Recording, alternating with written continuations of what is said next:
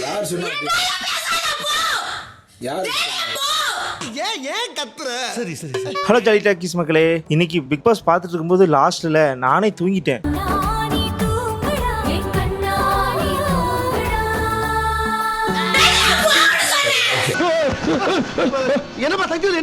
அதுக்கப்புறம் உட்காந்து ரிட்டர்ன் போய் பார்த்து வந்து இந்த வீடியோ நான் பண்றேன். அப்படி ஏன் கத்துறாங்க நந்தினி, அது எல்லாத்தையுமே இந்த வீடியோல பார்க்கலாம். ஸோ வாங்க வீடியோக்குள்ள போலாம்.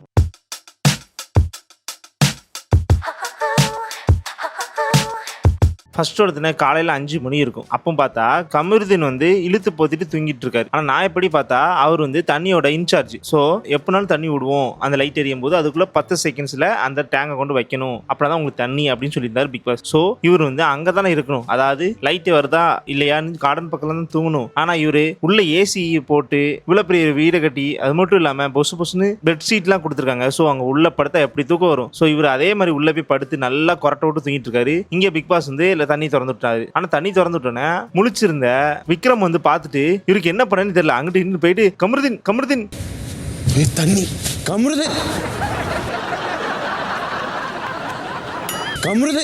கமருதீன் ப்ரோ எந்திங்க சொன்னும் போது அவரால் எந்திக்க முடியல. அது மட்டும் இல்லாம கமருதீன் இருக்குது சூப்பர் ரிலாக்ஸ் வீட்ல, இவரால் வீட்டுக்குள்ள போய் எழுப்ப முடியாது. சோ அந்த கேப் வழியெல்லாம் எட்டி பார்த்துட்டு விக்ரம் வந்து சொல்றாரு கமருதீன் இங்க தண்ணி வருதுன்னு சொன்னோன்னே அவர் இன்னும் கொரட்டை விட்டு தூங்கிட்டே இருக்காரு. ஏய் சும்மாறா, மூஞ்சில தண்ணி ஊற்றி விட்டுருவேன் ஏந்திரா. ஸோ கடைசியில் அரோராட்ட சொல்லிட்டு அவளை எழுப்பி விடுமா, தண்ணி வருதுன்னு சொன்ன அப்புறம் எழுப்பி விட்ட அப்புறம் பதட்ட அடிச்சு ஓடி வர்றாரு. ஆனால் அதுக்குள்ளே தண்ணி நிப்பாட்டிட்டாங்க. பிக் பாஸ் எவ்வளோ குசும்பு இருக்கும். இதுக்கப்புறம் நம்ம போய் தூங்கினா வந்து தண்ணி விட்டுருவாங்க, அதனால சரி நம்ம இதே உட்காந்துட்டாங்க. ஸோ அதுக்கப்புறம் ஒரு 6 கால் இருக்கும். அதுக்கப்புறம் திடீர்னு தண்ணி திறந்து விட்றாங்க. இவர் போய் வைக்கிறாரு, தண்ணி நின்றுது, அதாவது டைம் முடிஞ்சிச்சு. ஸோ அதுக்கப்புறம் இந்த சைடு பைப்பில் இருக்க தண்ணி திறந்து விட்றாங்க. இவர் இங்கிட்டு இருந்து எடுத்துட்டு போய் வைக்கிறாரு, அதுக்குள்ள 10 செகண்டை தாண்டுது, தண்ணி நிப்பாட்டிடுறாங்க. இப்படியே மாறி தண்ணி பிடிக்கிறதுக்கு அங்கிட்டு இங்கிட்டு அலையிறாங்க. ஆனால் கடைசி வரைக்கும் எதுலையுமே 10 செகண்ட்ஸ்க்கு முன்னாடி வைக்க முடியல, எல்லாமே ஆஃப் ஆகிட்டே இருக்கு. என்னால் முடியல, டயர்டா இருக்கு. இந்த இதுலயே கடுப்பாக இருக்காரு கமருதீன். அப்படி இருக்கும்போது நீ சம்மந்தமே இல்லாம காலங்காத்தால கக்கூஸ் போறதுக்கு திவாகர் வந்து அந்த டேங்க்ல இருக்க தண்ணியை பிடிக்காம அவர் பாட்டு வராரு, ஏதோ அவர் வீடு மாதிரி வந்து ஸ்விம்மிங் பூல்ல தண்ணி எடுத்து பாட்டு கிளம்புறாரு. ஸோ அங்க இருந்து பார்த்துட்டு இருந்த கமருதீன் வந்து hello watermelon star, hello sir ஏன் தண்ணி எடுக்கிறீங்க அப்படிங்கிறதுக்கு எந்த வித பதிலும் இல்லாம நீ பாட்டுக்கு ஏதாவது பேசிட்டு போ, நான் பாட்டு தண்ணி எடுத்து போறேன்னு சொல்லி போயிட்டே இருக்காரு.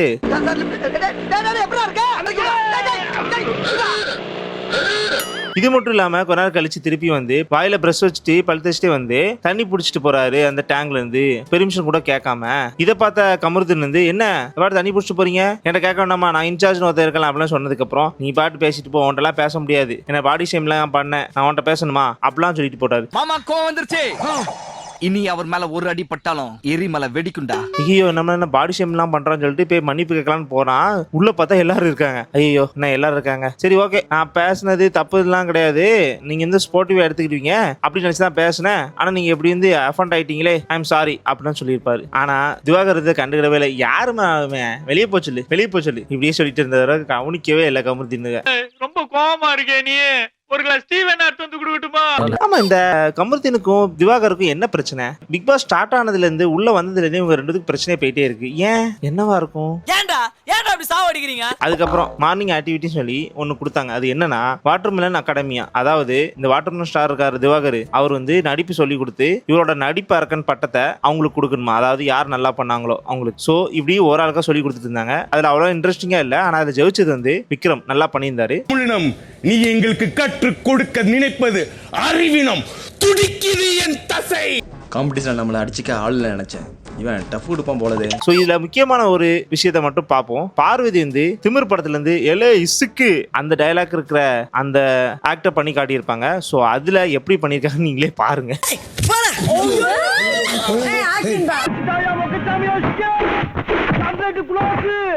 என்ன அடி, அதுல ஒரு குண்டச்சி கராத்த பழைய பாப்போல் இருக்கு, அவ அடி மட்டும் தனியா தெரியுது.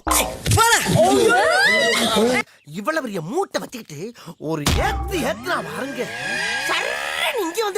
காலங்காத்தால வேனுக்கு இப்படி தண்ணி திறந்து வந்து விட்டார்ல, இதுக்கு ஏதாவது வச்சிருப்பாரு பிக் பாஸ் அப்படின்னு நினைச்சேன். அதே மாதிரி எல்லாரையும் கூப்பிட்டு தண்ணி எவ்வளவு இருக்கு, ரொம்ப கம்மியா இருக்குல்ல, இதுக்கு காரணம் யாரு, நீங்க தான் ஒழுங்கா கவனிக்காம இருந்தீங்கல்ல, எதந்தர தண்ணியை விட்டீங்க அப்படின்னு சொல்லி குறும்படத்தை போட்டு காட்டிட்டாரு. குறும்படத்துல பார்த்தா பாதி நேரம் வந்து இவரு கண்டுக்கிடவே இல்லை, பாதி நேரம் தூங்கிட்டு இருந்திருக்காரு.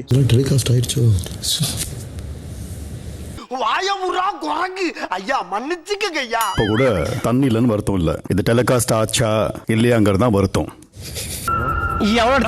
திருந்த மாட்டியா? ஸோ இதுக்கு கடுப்பான ஹவுஸ்மேட் எல்லாருமே கமருதீனை போட்டு திட்ட ஆரம்பிச்சிட்டாங்க. உங்களால தான் தப்பு, நீங்க வந்து இன்சார்ஜ் எடுத்துட்டீங்க, ஒரு பொறுப்பு எடுத்துட்டீங்கன்னா அங்க கூட தானே இருக்கணும், ஏன் வெளியே வந்தீங்க அப்படி இப்படின்னு சண்டை போட ஆரம்பிச்சிட்டாங்க. இதுல ஆதிராவும் போட்டு கிளின்னு கிளிக்க ஆரம்பிச்சிட்டாங்க. ஆமா ஏன் வாய் நான் என்ன பேசுவேன் ஆனா கேக்குறது ஏன் காதுங்க, நீங்க திட்டுறதை கேட்டு என் ஹர்ட் ஆகும். ஸோ அதுக்கப்புறம் ஆதிராக்கும் அவங்களுக்கு கொஞ்சம் சின்ன வாக்குவாதம் வந்துச்சு. அதுக்கப்புறம் சமாதானம் ஆயிட்டாங்க. ஆமா இனிமே நம்ம 2 பேரும் ஃப்ரெண்ட்ஸ் தானே?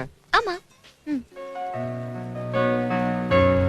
ஆனா இதுக்கு எல்லாத்துக்கும் பின்னாடி முக்கியமான காரணம் யாருன்னா பிக் பாஸ் வம்புலுக்கு இருக்குனே வேனுக்குனே தூங்குற டைம்ல அசதியாகிற டைம்ல வந்து திறந்து விட்டுட்டு இப்போ சண்டையை மூடிட்டு மேல எட்டி பார்த்துட்டு இருக்காரு. நாரதா வந்ததும் உன் கலகத்தை ஆரம்பித்து விட்டாயா? ஆனா இந்த டாஸ்க்ல ஃபுல்லா பாத்தீங்கன்னா நம்ம 24 மணி நேரம் ஷோவா இருக்கட்டும் இல்ல இந்த 1 hour ஷோ ஆகட்டும், கமருதீன் வந்து அதுல இல்லவே இல்லை. அதாவது அந்த தண்ணி பக்கத்திலேயே இருந்த மாதிரி தெரியல. ஃபுல் அண்ட் ஃபுல் சபரி மட்டும் தான் இருந்த மாதிரி இருக்காரு. அவர் தான் அந்த அப்பப்ப எடுத்து வந்து ஓடி வந்து எடுத்து பிடிக்கிறாரு. ஆனா கமருதீன் வந்து நான் கரெக்டா தான் இருந்தேன் அப்படிலாம் சொல்லும் போது நம்ம தான் பாக்கலையா இல்ல அவர் பண்ணது அவருக்கு பெருசா தெரிஞ்சிருக்கான்னு தெரியல. உங்களுக்கு என்ன தோணுதோ கமெண்ட் பாக்ஸ்ல லீவ் பண்ணிட்டு போங்க. எனக்கு என்னடா தெரியும், கேளுடா. நெக்ஸ்ட் இந்த கேப்டன்சி டாஸ்க் இருக்குல்ல, அதுல வந்து ஆல்ரெடி நேத்து வந்து பால் பாத்திரத்தை வச்சு ஒரு காமெடி பண்ணிட்டு இருந்தாங்க. ஸோ அதுல இருந்து ஒரு 8 பேரை செலக்ட் பண்ணாங்கல்ல. ஸோ அந்த 8 பேருக்கு இன்னொரு டாஸ்க் சொல்லியிருந்தாங்க. அது என்ன டாஸ்க்னா நான் சொல்ல கேட்ச் பண்ணிட்டே வாங்க. அந்த 8 பேரும் அந்த டேங்க்ல இருக்க தண்ணி எடுத்து அழுக்கு துணி கொடுத்துருப்பாங்க, அதை அலசணும். அதுக்கு ஃபர்ஸ்ட் ஒருத்தனை ஓடி வந்து அழுக்கு துணி எடுத்துட்டு அதுக்கப்புறம் தான் டேங்க்ல இருக்க தண்ணியை பிடிச்சி அலசணும். ஆனா இதுல பார்வதி ஓடி வந்து அழுக்கு துணி எடுக்காம பக்கெட் எடுத்துட்டு போய் தண்ணி பிடிக்க போயிட்டா. ஸோ இதை பார்த்துட்டே இருந்த கெமி வந்து அஃபண்ட் ஆயிட்டா. ஸோ அவங்க 2 பேத்துக்கும் ஒரு சண்டை வந்துச்சு. அந்த சண்டையை பாருங்க.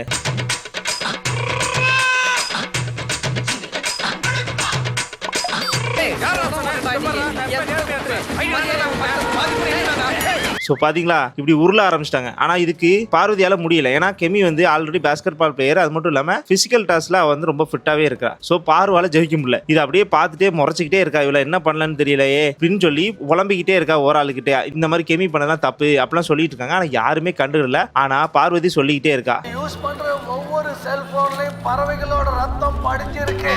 ஸோ இந்த டாஸ்க் முடிஞ்சதுக்கு அப்புறம் ஓரமா போய் உட்காந்துட்டு கோவப்பட்டுட்டே முறைச்சு பார்த்துட்டு இருந்தா. ஆனா சடனா என்னன்னு தெரியல அழுக ஆரம்பிச்சிட்டா. அது எதுக்குன்னா நம்மளால எதுவுமே பண்ண முடியலையே கெமிய அப்படின்னு.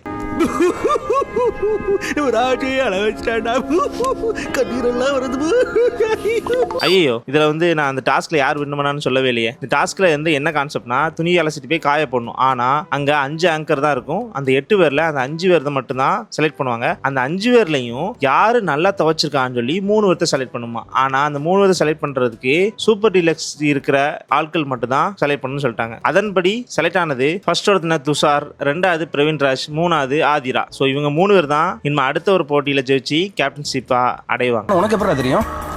கேக்குறல்ல சொல்றா. எல்லாம் ஒரு பிளானிங் தானா? இதுல இன்னொரு விஷயம் என்னன்னா இந்த டாஸ்க் நடந்துட்டு இருக்கும்போது எல்லாரும் போய் துணி காய போட்டாங்க. ஆனா இதுக்கப்புறம் திவாகர் உட்காந்து துணி அலசரன் பேர்ல இங்க ஒரு ரத்த ஆறே ஓடிக்கிட்டு இருக்கு. ஷட்டரை போட்டு எஸ்கேப் ஆயிருப்பான்னு பார்த்தா யாருமே இல்லாத கடையில யாருக்குடா டியாத்திர. இதுக்கப்புறம் வந்து கதை சொல்ற டைம் சொல்லி 3 சூஸ் பண்ணாங்க. அதுல ஃபர்ஸ்ட் இடத்துல வந்தது ஆதிரா. ஆதிரா உட்காந்து அவங்களோட சொந்த கதை, சோக கதை, அதாவது பிகில்ல எப்படிலாம் சேர்ந்தாங்க அப்படின்னு சொல்லி எல்லாத்தையும் சொல்லிட்டு இருப்பாங்க. ஆனா ஆதிரா இவ்வளவு சீரியஸா பேசிட்டு இருக்கும் போது ஒருத்த உட்காந்து கொரட்டை விட்டு தூங்கிட்டு இருக்கான். வேற யாரும் இல்ல, கமருதீன் தான். ஸோ இதுக்கப்புறம் வந்து பிரவீன் காந்தி வந்தார். ஸோ அவர் வந்து ரட்சகன் படம் எப்படி கிடச்சிச்சு இதெல்லாம் வந்து சொல்லுவாருன்னு பார்த்தா டேரக்டாக வந்து நான் இந்த உலகத்திலே பவர்ஃபுல்லான சொல் நான் அப்படின்லாம் ஆரம்பிச்சாரா. ஸோ இதை பார்த்துட்டே இருந்த பாரு வந்து சார் உங்க கதையை சொல்ல சொன்னாங்க சார் அப்படின்னு சொல்லும்போது நான் விருப்பம் இருந்தா இரு இல்லை கிளம்பி போ அப்படின்னு சொல்லி வெளியே பத்திட்டாங்க. ஆனா வெளியே போனா கதவு பூட்டி இருக்கு. ஸோ வேற வழி இல்லாம பாரு வந்து உள்ள உட்காந்துருந்தா. ஸோ இவர் கதை சொல்லிட்டே இருக்கும்போது பாரு வந்து கடுப்புல அப்படியே உட்காந்து பார்த்துட்டே இருந்து கால் மேல கால் போட்டு உட்காந்து ஆட்டிகிட்டே இருந்தா. ஸோ ஏமா இந்த மாதிரி நான் பேசிட்டு இருக்கும்போது கால் மேல கால் போட்டு ஆடிட்டு இருக்கேன். சார் என்ன சார் கால் மேல கால் போட்டது ஏன் கால் மேல தானே கால் போட்டிருக்கேன், அது தப்பா சார்? முன்னாடி ஒருத்தன் பேசிட்டு இருக்கேன் இப்படி கால் மேல கால் போட்டு ஆட்டிட்டு இருக்கேன் சார், ஏன் கால் நான் கால் போட்டுதப்பா ஒன்றெல்லாம் பேசி ஜெயிக்க முடியுமா இருமா அவாடுக்கு அப்படின்னு சொல்லி அவர் பாட்டு பேச ஆரம்பிச்சாரு. ஆனா பாருக்கு என்னதான் பிரச்சனைன்னு தெரியல. உனக்கு ரொம்ப கோபம் வருதே. கோபம் வந்தா கொலையும் செய்யும்.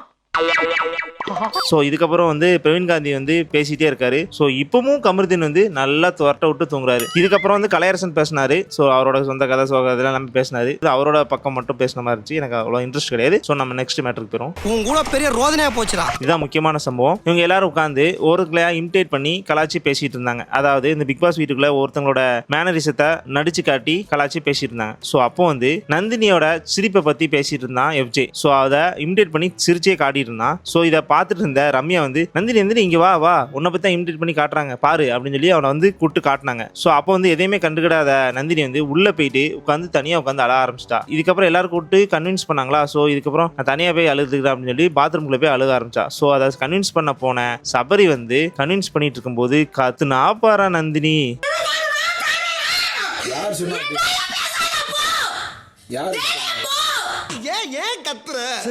வெளியே போ அப்படிலாம் கத்த ஆரம்பிச்சதுக்கப்புறம் பயத்துல சபரிக்கு என்ன பண்ணுன்னு தெரியல. ஆனா இது கத்துனதுக்கு அப்புறம் கனி வந்து உட்காந்து சமாதானப்படுத்தணும்னு பொட்டிப்பாமா அடங்கிட்டான்.